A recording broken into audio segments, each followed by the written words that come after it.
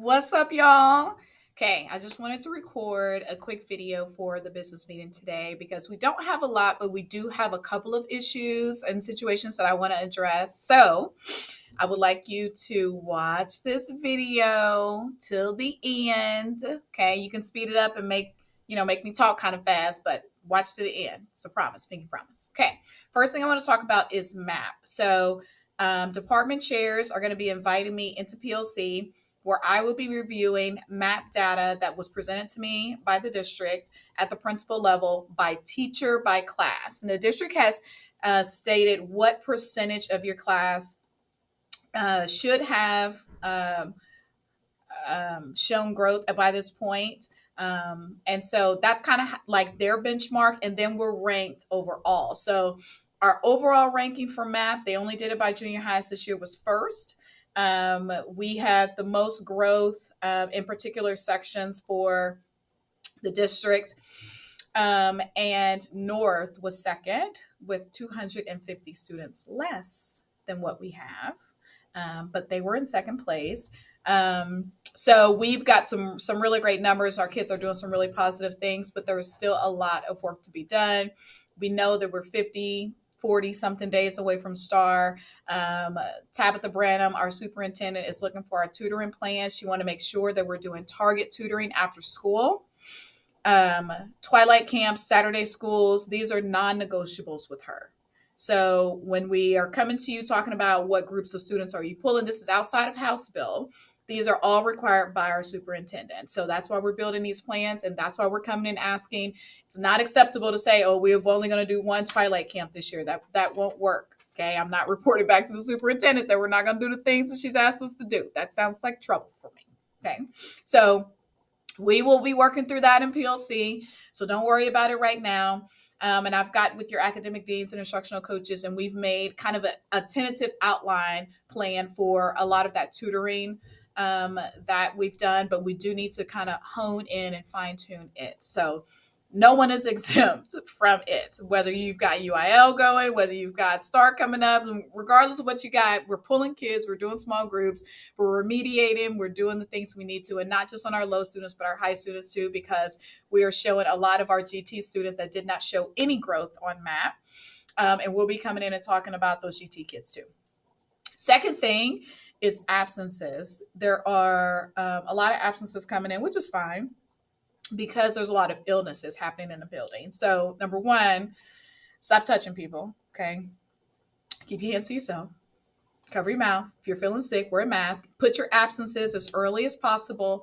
If you know you're going to be out, which is fine, let your supervisor and principal know. So if you're getting sick today, you know you're not going to be here tomorrow, then make sure you let me know today, right? That you're not going to be here tomorrow. And that's perfectly fine. But also check your calendar, because if you're on a schedule for an ARD and it is a day that you're going to be out, or a 504 meeting, you must communicate this to the principal, to Ms. Booker, to the counselor, to whoever is on this list of whatever meeting that you're going to be in. It is your responsibility to communicate that you will not be in attendance. It's not okay to not show up. It's too much time being put together to get 6-7 people around the table for an ARD meeting, and then all of a sudden we don't have one show up. We have to go back to the drawing board. It's a lot of work. So it's a lot of time that goes into scheduling those. So make sure that you're checking your calendars and you know exactly what you have going on that day that you're going to be out. Second thing, House bill students. We must walk students down to the cafeteria. There are a lot of teachers that aren't walking their House bill students down. You'll be getting individual emails by me. Today, I've asked for a list from Ms. Chapman on what teachers and what students aren't showing. So I'll be emailing that out either sometime today or in the morning as a directive that you will be walking these students down. Now, we're not going to get into a tussle with students. You know, we ain't physically grabbing students and bringing them down. Okay, I'm not doing any of that. But we are walking students down to tutoring if you have those students. And we will do a reminder. But remember, House bill hours are not optional. They are required. And so we must follow district and state guidelines. February 15th, which is a Thursday. Yep, Thursday A-Day is going to be a half day for students. They're going to get out at 1:40. It's a PLC day for us, but really what I want to talk about that day is module 1 and 2 dyslexia training that Carrie Kirk, our dyslexia specialist, will be going over with new staff in the building. So regardless of whether you're a first year teacher or a 10-year teacher, if you are new to this building, you will attend this dyslexia training. It is required. Okay, so just let's go ahead and start processing that now. So you got a little bit of time. The 19th is a district-wide day. So I don't know the locations yet. As soon as I get them, I will send them out.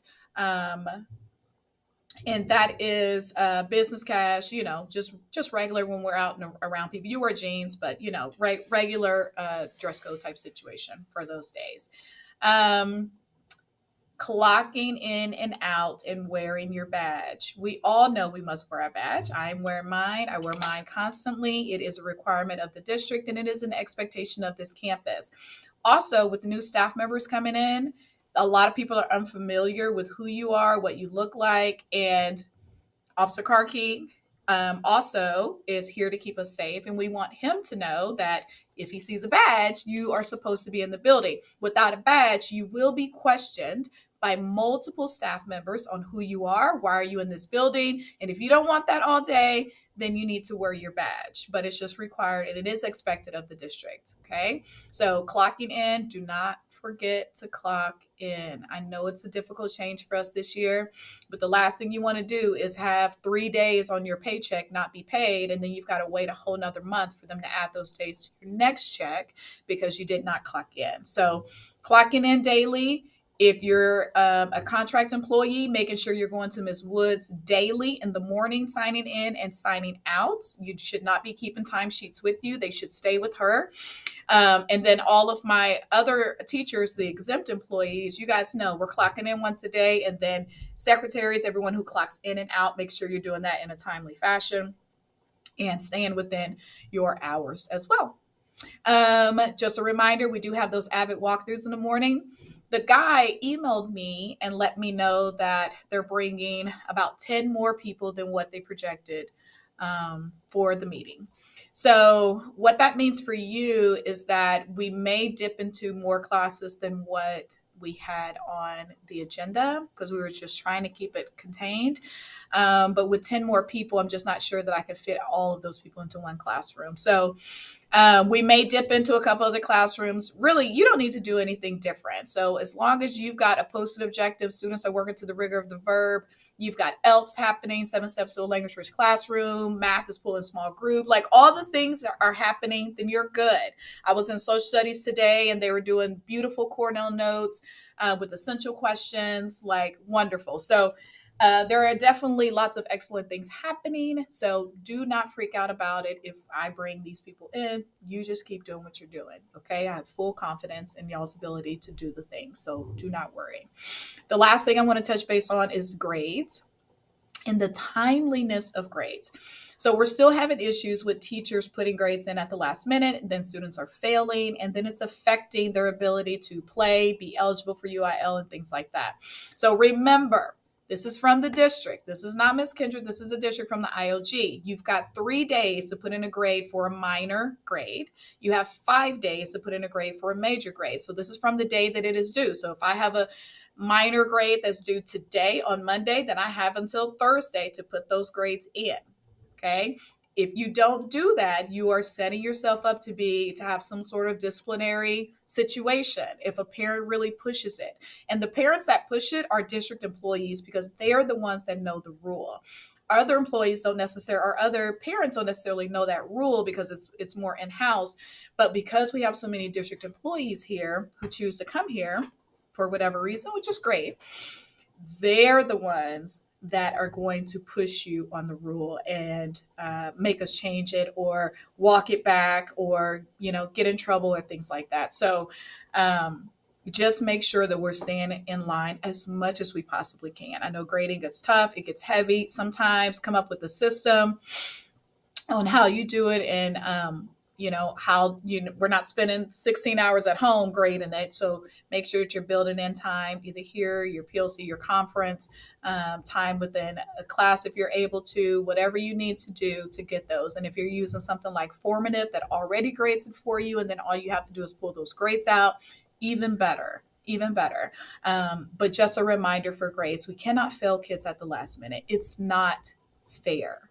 It's not fair. Okay. Especially make sure that that you're being proactive communicating with parents that your child potentially will fail. So like this next progress note, which is the 19th, or that Friday, which is the 16th, which is the end of next week. So we're going to be saying you should have 9 to 10 grades by that time. And your student could potentially fail this 6 week mark, right? So we're going to be already communicating to parents that that could happen so they can help those students get grades in and do the things that they need to do. So make sure that you're communicating out what you need students to do. Make sure that you're talking to parents. And especially if you've got behavior issues, make sure that you're addressing those with parents as well. I always say that if parents don't know what's happening, then you do not have a behavior issue. Okay. Parents have to be involved. We have to partner with them. You've got to work the 9 steps. And then you've got to write those referrals if you need to and contact parents, because if they don't know what's happening, then how can they support as well? But you guys know this. You know this. It's just the time of year where it gets a little thick, gets a little tough. Some days, like the mud, is really tough to get through some days right now. But it helps to partner with parents and have them on our side whenever students start getting a little crazy. So that is pretty much all I have for you today. See, I knew it wouldn't take that long. That's why we're going to do this video. So one of the things that I'm going to do is I'm going to try to put up a snack attack for you guys in the PTA or in the workroom from our PTA. So I'll try to work on getting that table set up this afternoon, since I'm gonna go ahead and cancel this meeting. Make sure you guys got some snacks for the week, and then that's it, y'all. We're gonna push through February. We're gonna push through being 2 years in a row the top school for MAP, the most performing, the highest performing with achievement and growth once again. And do the things that we need to do for kids. But the big part of it is that tutoring plan and making sure that everyone knows no one is exempt from tutoring, especially when the superintendent is directing that those things are happening. So when we start asking for Twilight Camp dates, Saturday school dates, what is your target tutoring plan? Who are the students you're pulling? What communication have you sent home to parents? Those are all things that have to be produced. So it's going to take all of us to get this work done. And we've definitely got some work to do. So I love you guys. I hope that you're having a wonderful month. I cannot believe it's February already, because how many weeks till spring break though, y'all? Let me just see. 1, 2, 3, 4. 4. Y'all, we on the way. We about to be in spring break. Okay. So just a little bit longer. Hang in there. So I love you guys. Have a wonderful afternoon, and I'll see you in the morning.